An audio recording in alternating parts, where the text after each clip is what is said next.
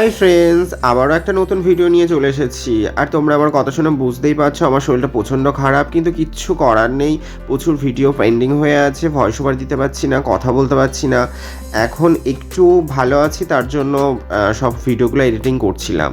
তো আজকে আমাদের দুপুরবেলার মেনু ছিল কচুরলতি ভাজা আর পটল আলু দিয়ে বাটা মাছের ঝোল।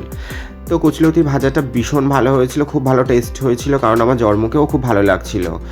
অন্য একটা সময় আমি কচুলতি ভাজার রেসিপিটা অবশ্যই পেজে শেয়ার করবো, দেখে নিও। আর এখানে বৌদি আমাকে দিয়ে দিচ্ছিল বাটা মাছ ঝোল। একটা হয় না, আবার দুটো মাছ দিচ্ছে, মানে শরীরটা খারাপ, তার উপরে আর একটাই কাঁটা মাছ দিচ্ছে, মানে গলায় কাঁটা বিঁধে এবার মরে যায়, এরকম একটা ব্যাপার। যাই হোক, স্পেশাল ব্যাপার আজকের লাঞ্চে ছিল বাটা মাছ, কারণ বাটা মাছটা ছিল আমার বাবার ভেড়ির পুরো একদম টাটকা মাছ। কারণ যেহেতু আজকেরই আমার বাবার ভেড়িতে মাছ ধরা হয়েছিল, তো বাবা আমার জন্য নিয়ে এসেছিল, কারণ যেহেতু আমার শরীরটা খারাপ তাই পাতলা ঝোল করার জন্য নিয়ে এসেছিল।